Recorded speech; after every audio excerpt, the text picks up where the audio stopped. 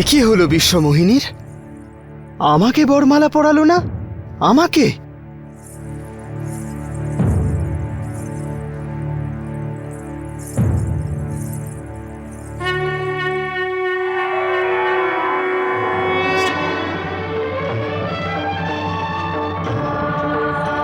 শ্রীহরি,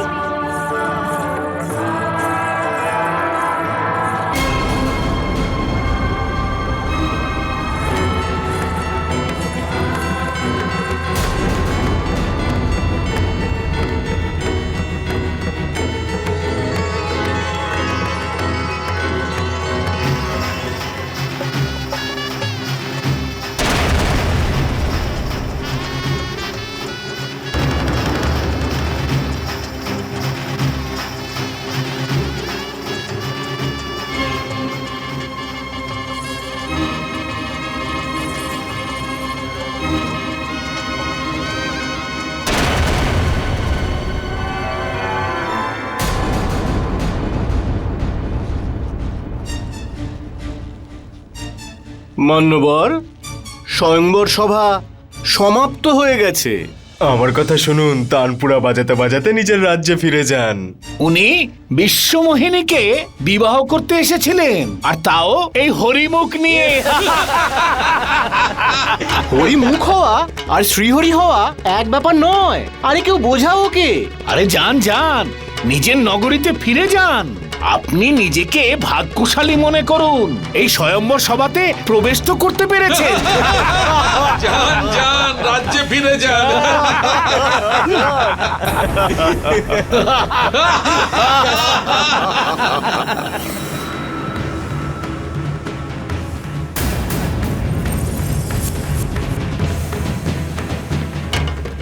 নারদ, ব্যাস প্রভু, শুধু আপনারই আমার ওপর হাসা বাকি ছিল। খুব দুঃখিত মনে হচ্ছে। কি কারণে?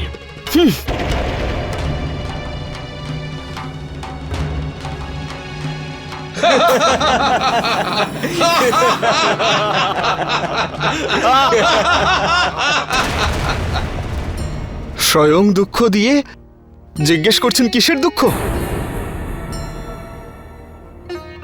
কর্ম যিনি করিয়েছেন তিনিও আপনি, আর এখন আমাকে জিজ্ঞেস করছেন? আপনি আমাকে নিয়ে উপহাস করেছেন প্রভু। আপনি সবার সম্মুখে আমাকে উপহাসের পাত্র তৈরি করেছেন। এ আপনি কি বলছেন? আমি সত্য বলছি। আমি আপনার আসল রূপ জানতে পেরেছি এবার। আপনি কারোর উন্নতি সহ্য করতে পারেন না। আপনার মনেও কপটতা আছে, বিদ্বেষ আছে। সেই জন্যই তো সমুদ্র মন্থনের সময় দেবতাদের প্ররোচনা করে মহাদেবকে বিষ পান করিয়েছিলেন। অসুরদের মদিরা আর মহাদেবকে বিষ পান করিয়ে স্বয়ং দেবী লক্ষ্মী আর কৌস্তব মণি নিয়ে নিয়েছিলেন।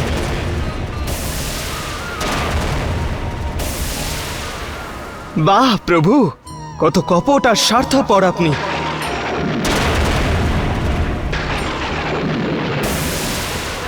আপনি স্বয়ং স্বাধীন, সেই জন্য যা ইচ্ছে তাই করেন।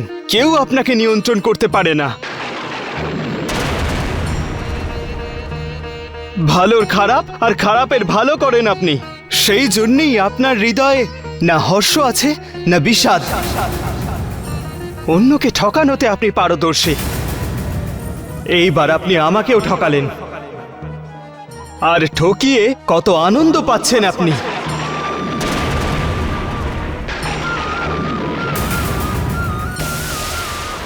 এখনো পর্যন্ত আপনাকে কেউ কিচ্ছু বলেনি, এত সব দুর্ব্যবহারের কোনো প্রতিক্রিয়া পাননি, সেই জন্য আপনি এত নির্ভীক।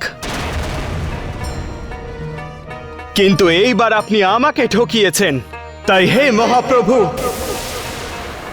যেমন কর্ম তার তেমন ফল, এ তো আপনারই বিচার, তাই না? আপনাকে আপনার কর্মের ফল ভোগ করতেই হবে। হে নারায়ণ, কমলনয়ন, জগদীশ বিষ্ণু, আমি পিতা ব্রহ্মদেবের মানসপুত্র নারদ আপনাকে অভিশাপ দিচ্ছি।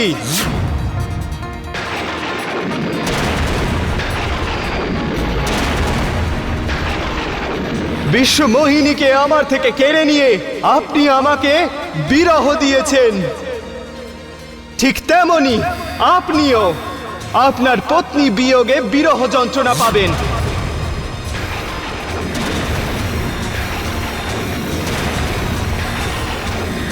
আপনি আমাকে বাঁদরের রূপ দিয়ে জগতের সামনে উপহাসের পাত্র করেছেন, সেই জন্য যে বাঁদরদের আপনি এত অবহেলা করেছেন, আপনার সেই বাঁদরদেরই সাহায্য নিতে হবে।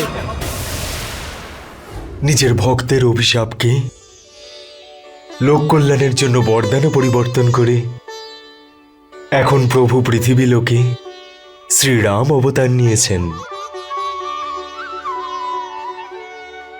এইভাবেই প্রভুর ভীষণ সুন্দর সুখদায়ক জন্ম এবং কর্ম রয়েছে। প্রত্যেক যুগেই প্রভু অবতার নেন আর নানারূপ সুন্দর লীলা রচনা করেন। প্রণাম প্রভু। আপনার কল্যাণ হোক নারদ।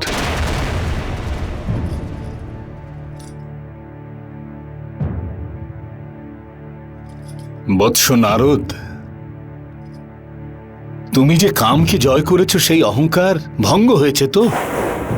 তুমি কি বলেছিলে বৎস? যে তুমি মোহ আর আকর্ষণকে জয় করেছো, চঞ্চল মনে স্থিরতা আনতে পেরেছো, তাকে তোমার বশে নিয়ে এসেছো।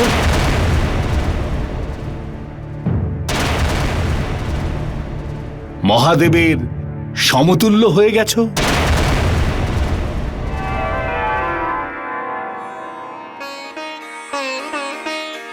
আমাকে ক্ষমা করুন প্রভু, আমাকে ক্ষমা করুন। হে শ্রী নারায়ণ, আমি আপনার শরণে এসেছি।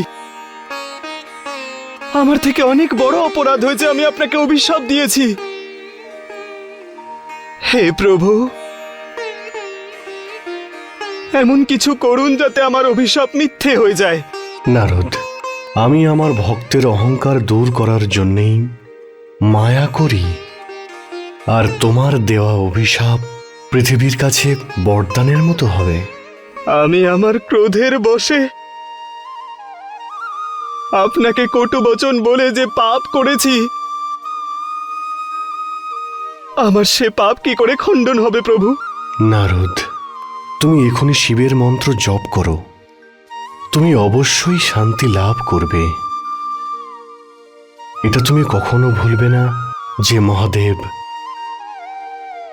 আমার ঈশ্বর। নারদ, শিবের সমান অন্য আর কেউ আমার প্রিয় নয়। ত্রিশূলধারী যার উপর কৃপা করেন না, সে আমার কৃপাও লাভ করতে পারবে না। মহাদেব তো মহান, উনি সত্যই কাম জয় করেছেন, যা অলৌকিক ঘটনা, সেই জন্য ওনাকে মহাদেব বলা হয়। কিন্তু মহাদেব, দেবর্ষি নারায়ণকে স্ত্রীবিয়োগের যে শাপ দিয়েছেন, তা কি বাস্তবে সত্যি হবে? দেবী পার্বতী, প্রভুর লীলার আরম্ভ এই ত্রেতা যুগে হয়ে গেছে। এবার এটাই দেখার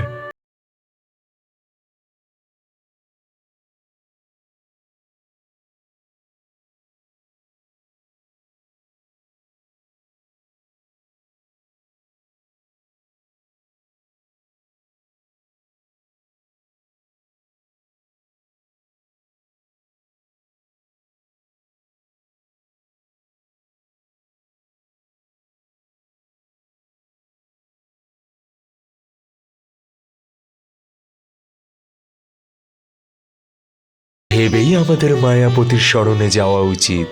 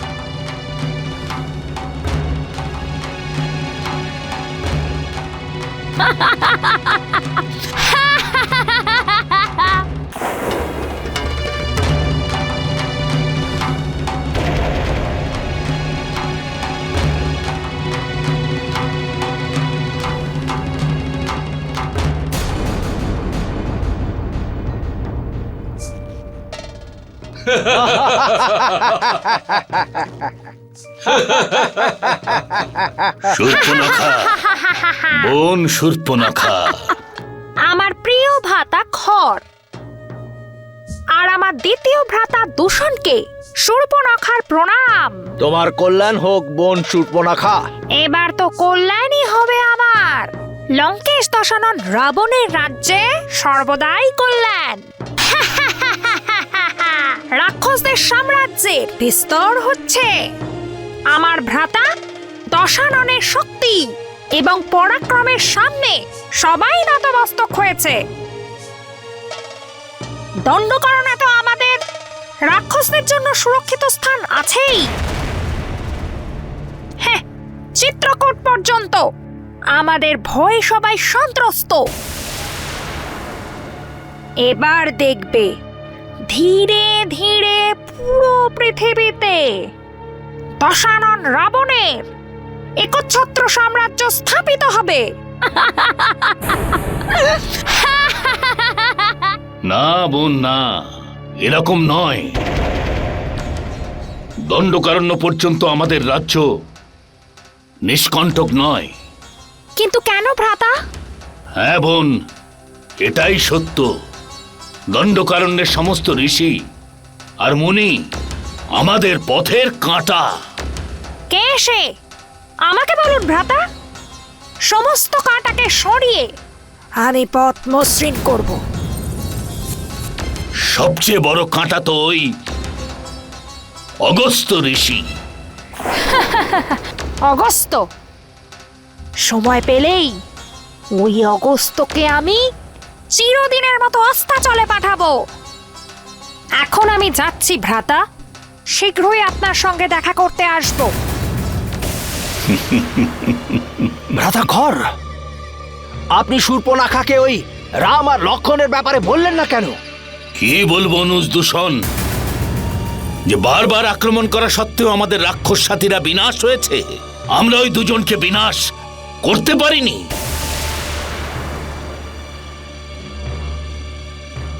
নিজের অক্ষমতা স্বীকার করা বুদ্ধিমানের কাজ নয়। একবার যখন আমরা ওই দুজনকে বিনাশ করে দেব, তারপর মাথা উঁচু করে বলবো যে আমরা রাক্ষস জাতির কীর্তিকে অবিনশ্বর করে দিয়েছি।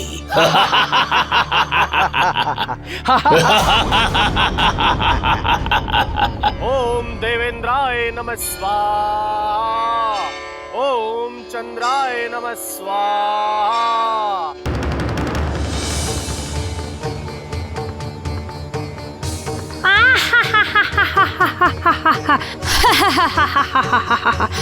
ওম সূর্যায় নমঃ স্বাহা।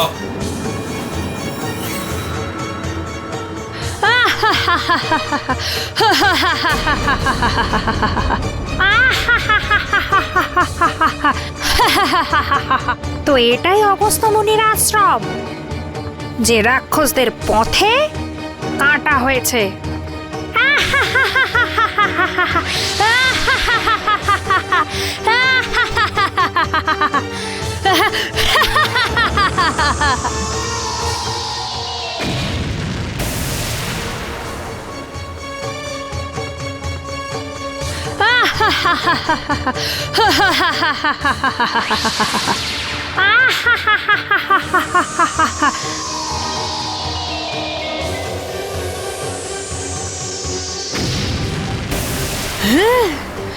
শূর্পণখা, তুমি এখান থেকে ফিরে যাও, তাতেই তোমার ভালো হবে। আর রাক্ষস প্রজাতির ভালো হবে এটাই মুনিবর, যে আমি তোমাকে এখনই শেষ করে দিই। পুরো রাক্ষস জাতির ব্যাপারে পরে ভেবো, প্রথমে নিজের সম্পর্কে ভাবো রাক্ষসী। আমি তোমাকে আমার তপবল দিয়ে ভস্ম করে দিই, তার আগে তুমি এখান থেকে ফিরে যাও। অগস্ত,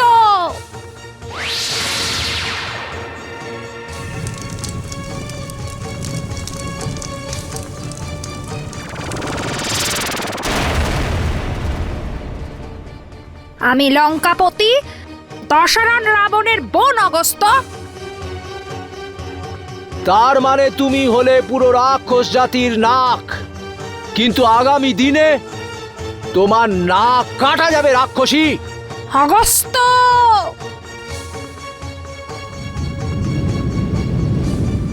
হ্যাঁ হ্যাঁ,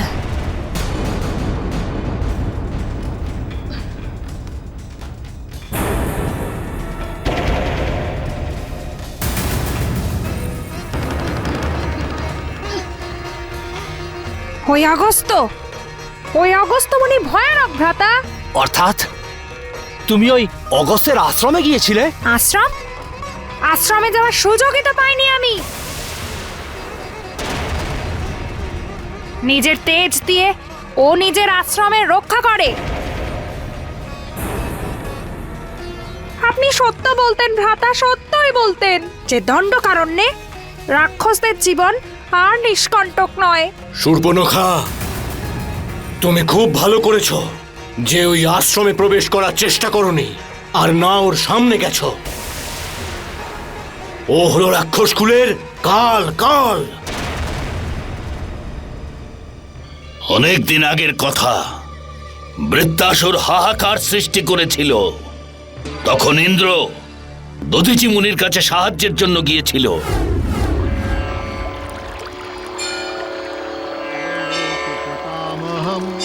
মহাপাপহরম দেব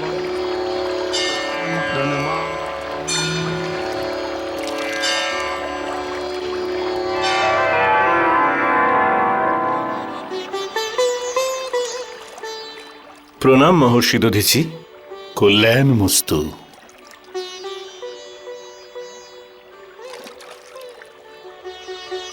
আজ দেবেন্দ্র দর্শনে আমি ধন্য হলাম। মহর্ষি, এখন আমি আর দেবেন্দ্র নই। রুদ্রাসুর স্বর্গলোকের সঙ্গে সঙ্গে ত্রিলোকেও নিজের আধিপত্য স্থাপন করেছে, আর তাই ত্রিলোকের কল্যাণের জন্য আমাদের আপনার সাহায্য দরকার। মহর্ষি, আমি আপনার কাছে সাহায্য প্রার্থী হয়ে এসেছি, আর আমি জানি যে আপনার কাছ থেকে কোনো যাচক কখনো খালি হাতে ফিরে যায়নি। কি চান আপনি? মহর্ষি, পরমপিতা ব্রহ্মদেব রুদ্রাসুরকে বধ করার উপায় বলেছেন। মহর্ষি, আপনার অস্থি দিয়ে তৈরি বজ্র দিয়ে রুদ্রাসুরের বধ করা সম্ভব। চতুরানন ব্রহ্মা আমাকে তাহলে আমার জীবন সমাপ্ত করবার আদেশ দিয়ে দিয়েছেন।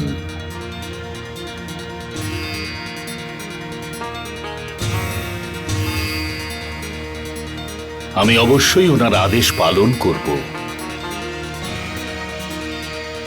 আজ আমার জীবন সার্থক হলো দেবেন্দ্র। আমি আমার তপস্যার ফল পেতে চলেছি।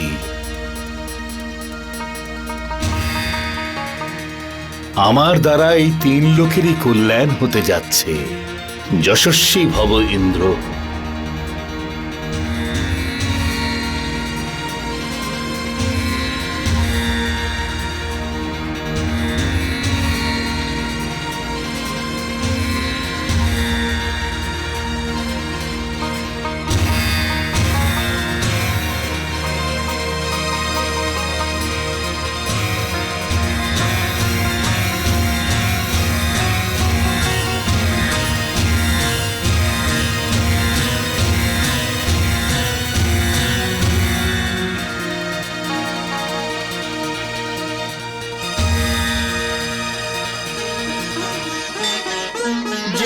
শ্রী